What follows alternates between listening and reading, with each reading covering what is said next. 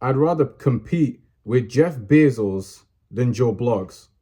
And I'll tell you why. Because if you look at the workplace environment, right, you're in an office, you're sharing an office space with your colleagues, and you know, there's a bunch of people sitting in the office all at the same time working together, working individually.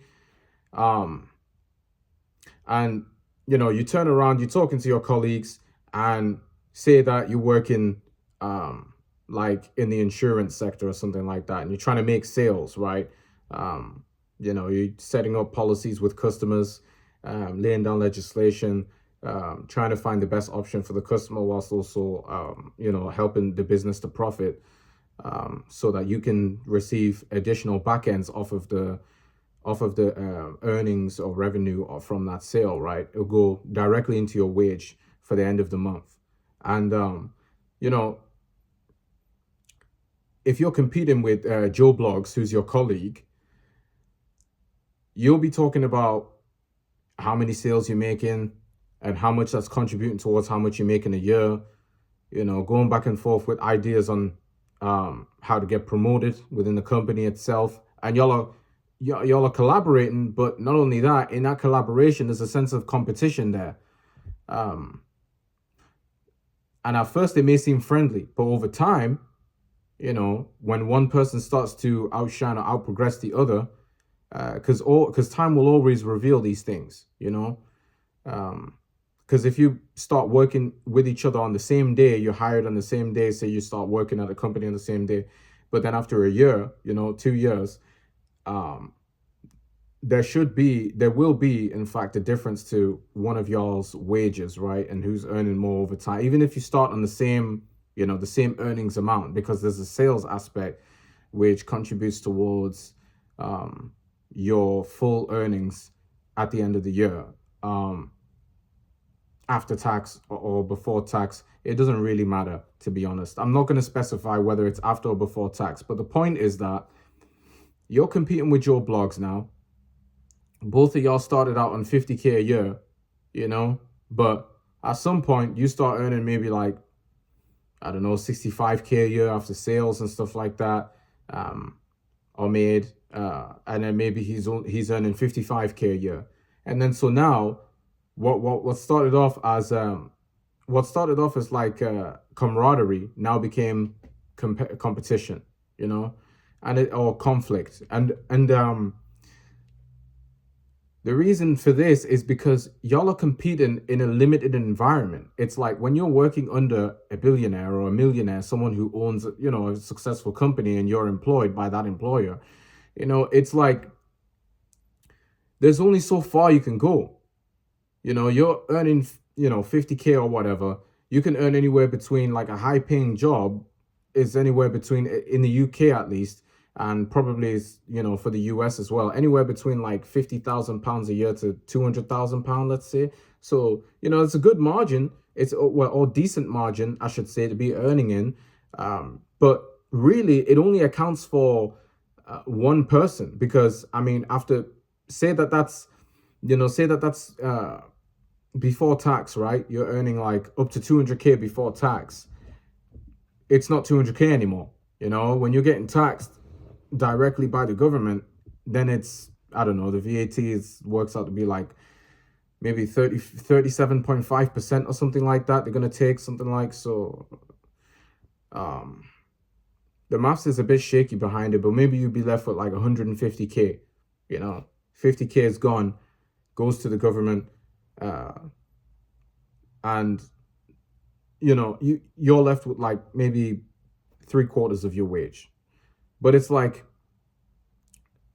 that if that's the maximum that you're like both of you can reach between you and Joe Blogs, and you guys are competing for this like it's a trophy. It's like, it's to me, on the outside looking in, after being in a similar position myself, it now I like exiting the workplace, after entering in it and having experience, and now I see, oh, okay, like I see this is a bit short. It's a short-sighted game.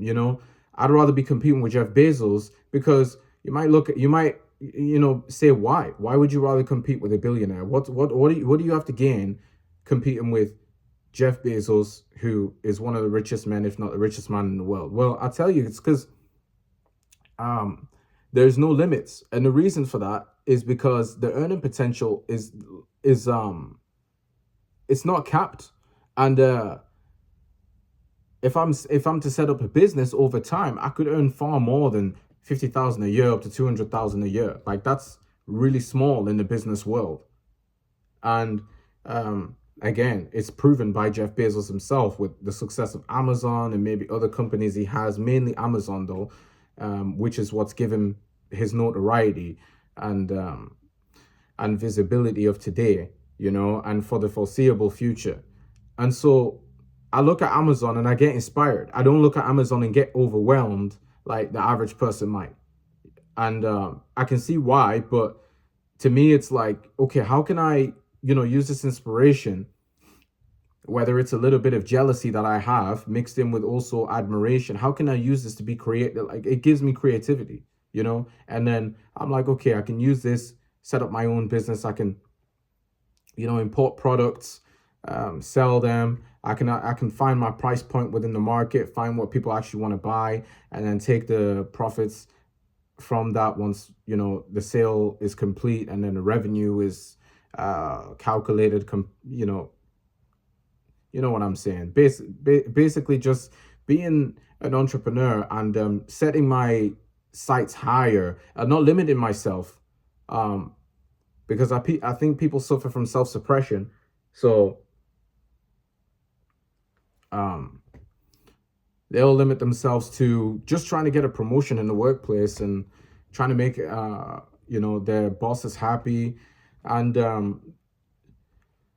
it's cool, people need to get paid, and they need to get paid quick. I understand that, and they got bills to pay and they got families to raise. But how are you really going to raise a family on 50 to 200K a year? And are you really going to be able to go out and you know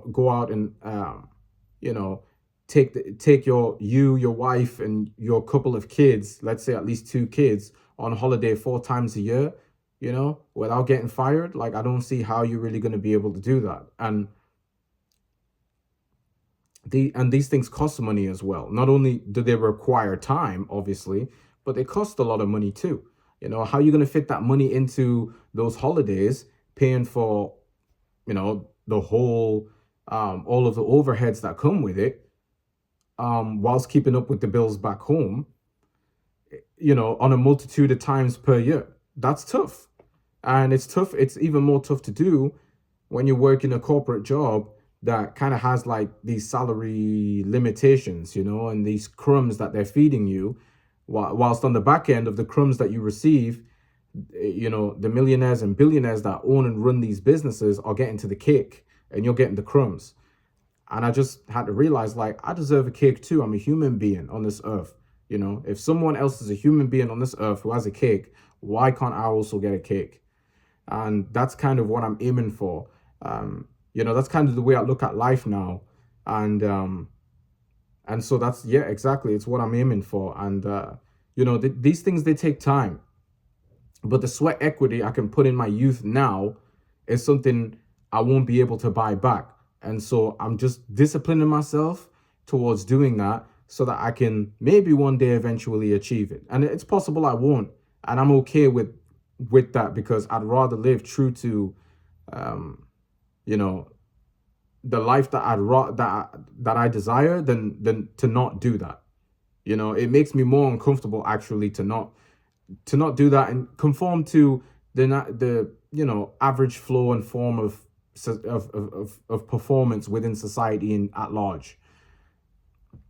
So I wanted to drop that game because it's like, even if I don't achieve the billionaire status that Bezos has, but just off of me being inspired and keeping myself disciplined and making sure I'm on top of my business and customers and products and suppliers and all of this stuff, I could get to multi-millions, just off of aiming, just off of being inspired by someone who has multi-billions. Now, margins wise, yeah, it's not really close, right? But multi-millions through a business is better than, a millionaire through your own means is better than being a thousandaire through somebody else's means. So it's just a perspective I wanted to share with y'all.